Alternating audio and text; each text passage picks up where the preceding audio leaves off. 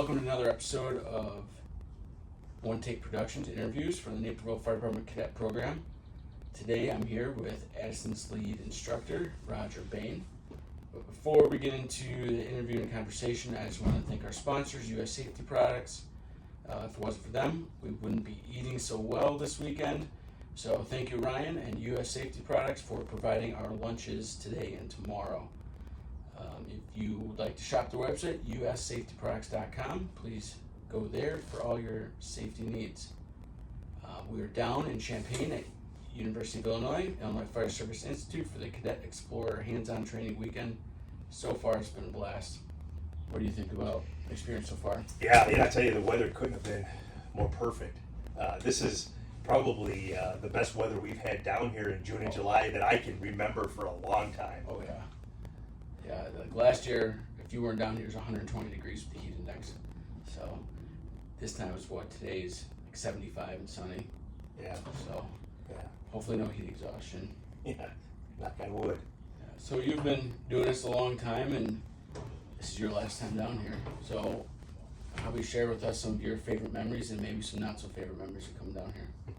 Yeah, so my 12th year with the post, we started the post in 2012 in Addison, and we started very small. When we first started the post, it was 6 members, and we quickly learned about the Institute the second year that we established. Didn't really know kind of what it was about or how to go about it, so we only registered 2 explorers that first year. And Lieutenant Russ Algram, who started our post initially, and I said, well, let's give it a shot. So he and I came down with 2 explorers, and it was interesting. It was just amazing to see what they were doing down here with the 14 to 21 year olds. Just to see that they were doing fire college with the explorers was amazing. Mm-hmm. And so the first year was a little rough. It was still getting new, kind of getting, I know it'd been around for about 10 years at that point, but not a lot of funding was into the program. There was still a lot of volunteering going on, and a lot of the instructors' families were out here helping out. So that was going on. We were still partnering with U of I, so we were staying in the dorm rooms, but at that time, the advisors were partnering with each other, so they were putting 2 adults in the freshman dorm room. I do remember that, and I really feel for my daughter that went to school, because she always complained that she had a roommate her freshman year, and I said, it's okay, it'll be okay, until I stayed in the freshman dorm room with Lieutenant Algram, but no, it was fun. But yeah, we came down with those 2 explorers and just were amazed at what we were doing. And then we went back to Addison and said, Chief, we really got to grow this program, and we really have to keep taking youths down here, because this is where we're going to do the best training for them. We can help them for the 11 months back at home, but we can hone their skills down here, and we can get them ready for the fire academy. So I think that's the best part about being down here, is really preparing them to be a BOF and get them ready for that. And we're starting to see the success stories now. So over the years, all the explorers that have come down here and have gone through the program at least once or twice, so they'll come down and do basic, and then they'll do at least intermediate, and then they go to the fire academy, and we'll have academy instructors say, okay, are you a chief's son, or where did you learn this?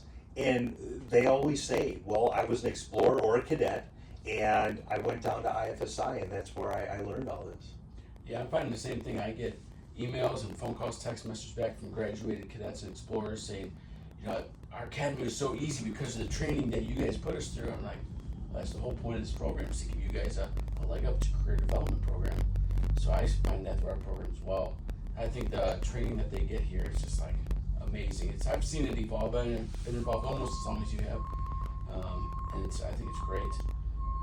So our kind of programs are super similar in size and probably length of tenure, and we've developed quite the relationship, like almost sister/rival programs. It's been a blast working with you over the past several years.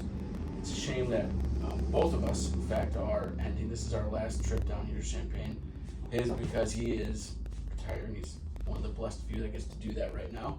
Fortunately, I still got like 15 years to, so I can do that. But yeah, it's our last one together down here. And thinking about it, because Brian Adcock is no longer involved with his cadets. You're not going to be involved in yours. I'm not involved in mine. Not that I'm at your guys' level yet, but it's still three mainstays in the Explore Cadet world.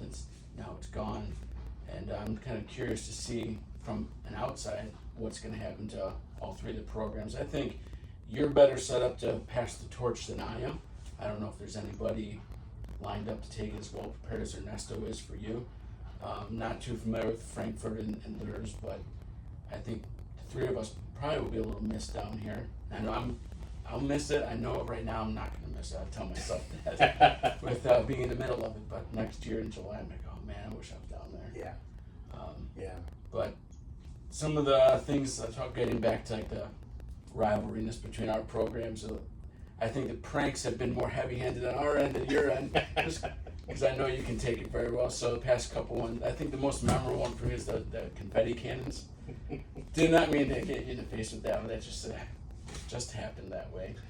So I think the funniest one was the pie in the face. That was a good one. I didn't see that one coming. Didn't see that coming. So every year now, my wife says, she says, what's Naperville going to do this year? And I've already prepared myself. I said, I don't know what Chris is going to do, but there's something coming, and it hasn't come yet. But I'm still waiting. It's it's early yet. So 2 full days. 2 full days. So I'm thoroughly expecting. But kidding aside, I mean, it is great because, when we started the program, Russ started the program and, we didn't know what we were doing, and I said, okay, I got to call Naperville and I got to call Geneva. And these are the 2 programs that we modeled after, and if it wasn't, getting all your information, we just cut and pasted everything. We didn't reinvent the wheel.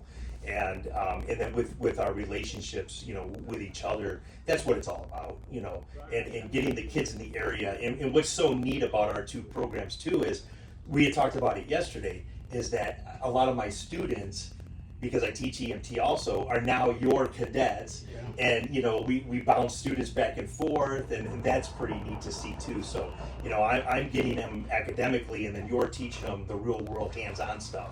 And that's so cool. And then to start seeing them now starting to be successful and getting on the job and be our peers. I mean, how cool is that? It's awesome. And what I like how close we work together is I get to know your explorers, and then like especially with Nick, having that relationship with him, and now I have 2 cadets down in Memphis with him, and so that relationship that they built as explorers and cadets are now on the job and together, and then I think that's awesome. Yeah. Just to hear his stories come back up here, and it's pretty cool. Yeah. And the program is so successful, and why we need it, and this is how I sold it, is that since 2012 we've had 35 explorers get on the job full time elsewhere. Mm-hmm. We've retained 2 ourselves through Ernesto and Corey. So they started through the program, they got hired full time in Addison. We were just lucky to bring them aboard. But they're all in our area. We've got explorers all over the area that have come through the programs, yours and mine. And with the recruitment retention, we need it. We need it. Everybody's hiring. Everybody's, in the area is hurting for applicants. And what a great way if you can get this excitement in high school, at 14 years old, and you can train them. Hey, this is Naperville. This is what we're all about. This is how we operate. If this is Addison. And then you get them for 6 years or 7 years, and then they age out at 21. We incentivize it by giving them points, on the full-time test, and then they take the test and then come aboard. How easy is probation? Oh, right. And now we know them. We've already kind of vetted them, and they can just start running with both feet as soon as they get on the job. They don't have that, well, I'm totally green and I don't know anything about Naperville or anything about Addison. So that's a whole nother, definitely positive about both programs. And then coming down here, we've seen them in these buildings. We've seen them pull hose, throw ladders, right, do searches. And, it does, when you come down here for the weekend, it does weed out the candidates that maybe it's not for them. Yeah. Because you will have kids that struggle to do this, right? But then you will see those that rise to the top that say, okay, you're a rock star, and that's, these are the ones that we want to take our job. And you can totally see that down here. I think he said the number down here was 230 youths down here, and I have not seen anybody struggling down here. I've seen nothing but rock stars. Yeah. So, and that's like seeing the number and extra standing in the back of the. I always like to stand in the back when they're sitting there in the opening ceremony and stuff, just to look at all the kids. And I sitting and knowing how the recruitment problem that every department's having. And I think the future is bright for the fire service. And then seeing them go through the drills and this moving hose and the hustle a lot of them have, even with our kids, we had a big problem with the sense of urgency and movement and stuff, but not this weekend. And then watching your kids and seeing them move, and then watching other ones that I don't know, it's like, okay, I think we're going to be all right. As long as we can get them on the medical side, passing medic class, I think we're going to be all right. yeah. But I also keep track of our cadets and when they graduate or go somewhere, if they make it on the job full time. So I have like an alumni spreadsheet, and then I can see every department. And we're spread across the country. I think that's really cool. Yeah. And then getting those messages back from them, and that's just encouraging to me, like, okay, there's a reason why we're doing this and we got to keep it up. Yeah. So these programs are valuable. Yeah. But yeah, just seeing all the kids down here, it's definitely motivating, and it's fills the void and from being torn down on the job. We go on these mundane calls all the time. They come in and see these kids, and it's like, okay, I'm rejuvenated. I can go back to work and get drained again for the next couple of weeks. But yeah, the energy these kids bring, and there's seeing kids struggle throughout the year, come down here, and then get taught by someone else with a different point of view and a different angle on something, and it clicks for them. And just like seeing Lauren a couple years ago overcome her fear of heights, crawl over that balcony, make the rescue come down, and just seeing the growth like peak down here, it's awesome. Yeah, and a lot of them will tell you that I started not knowing what to expect, and then to see where they are now, just in these short years, and what they've overcome. And you're right, it is neat to see how they progress so fast too, because they're sponges. They're not. It's not like adult learning. So if anybody's ever taught adults, when we teach at the firehouse and you do drills for the firefighters, it gets kind of mundane because you've taught that firefighter 15 times how to throw that ladder. Yeah. And there's only so many ways you can make that exciting. And that firefighter should know how to throw that ladder, right? But with these youths, every day is an exciting day because they want more and they're hungry and they want to learn different techniques and they just it's so refreshing, I guess it is, to be out here with them. And they're so respectful. Everyone is so respectful. Everyone is out here having a good time. And what I found also with this program, especially down here, is the lifelong friendships that they make, which is amazing to me. So even because my daughter was an Explorer also, as you know, and my daughter did 5 years in the Explorer program. Now, she decided, broke my heart, not to get in the fire service. I get it. She ended up going to the nursing route, but to this day, she still keeps in touch with that circle of friends of that Explorer group that she was with.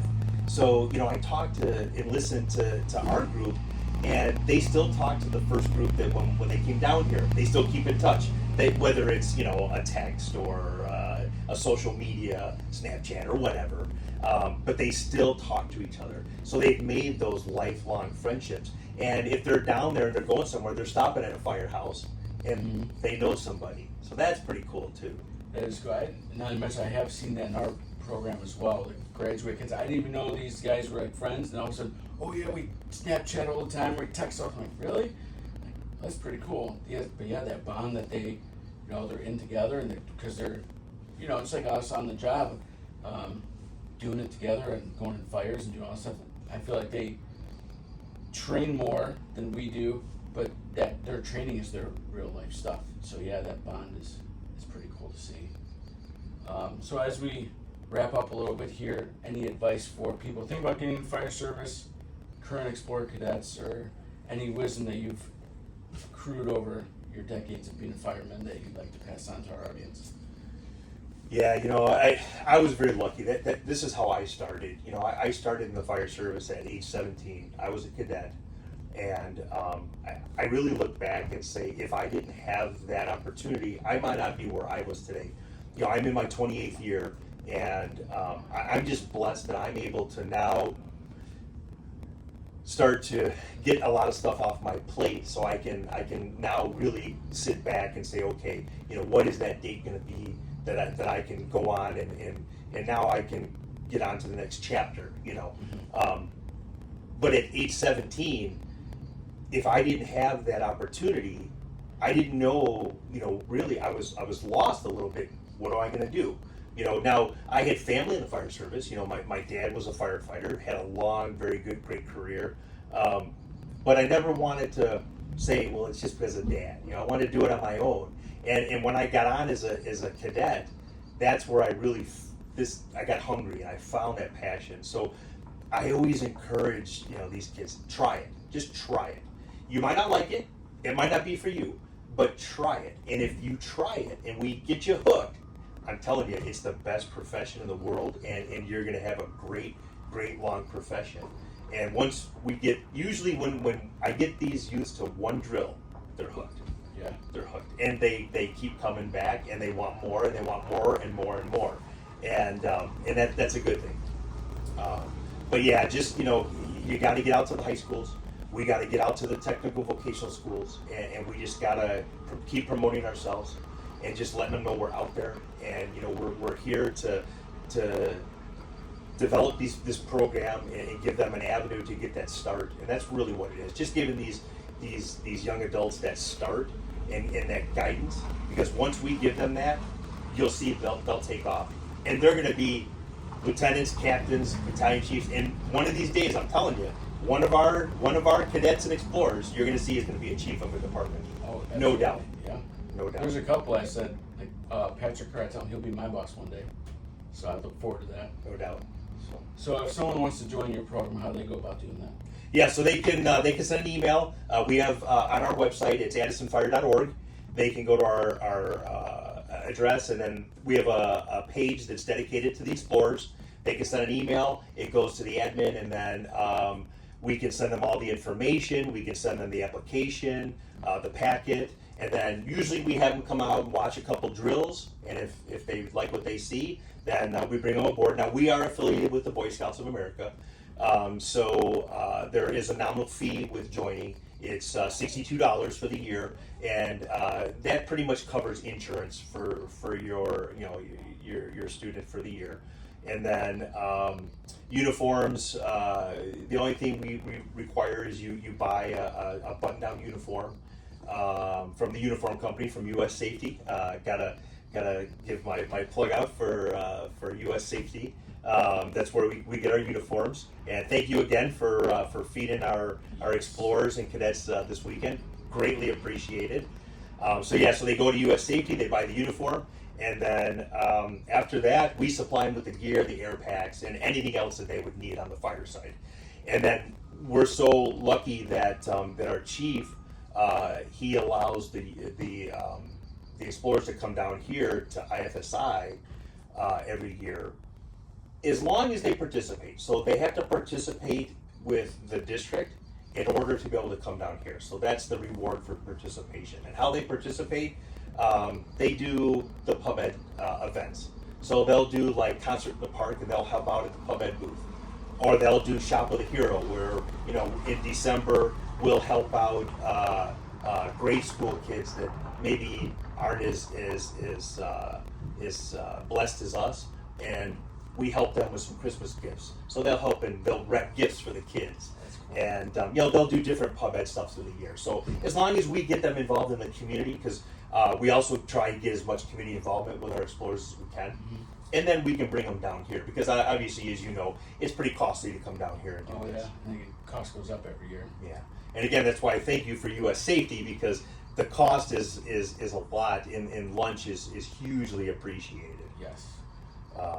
But yeah, so they can come aboard, and then we can start the program at age 14, and you age out at 21, unfortunately. So at 21, the insurance no longer covers you. So then at that point, though, hopefully we've had you set up enough to where you've got your EMT license, you've got your BOF, and hopefully you're applying to paramedic school by age 21, and then you can start applying for full-time jobs. Yeah. It sounds like you have them set up for success, so that's good to hear. So I just want to thank you for sitting down, taking time out Thank you for having me. Yeah. from training, because I know that the last drill I watched you guys, that was awesome. I wish I could have been there with that, but so yeah, thanks for sitting down, and best of luck in the next couple of years of retirement. Start the next chapter of your life, and Thank you. I know everyone down here is going to miss you, and I guess you won't have to eat any more fish down here. No more tilapia. No more tilapia, the Roger special. Thank you. All right. Until next time, everyone, we'll have a couple more videos coming out while we're down here in Champaign. Hopefully they'll be as good as this one. So until next time, see you later. And thanks again to US Safety Products for buying us lunch. For all your safety needs, ussafetyproducts.com. Thanks, Ryan. Thank you, Ryan.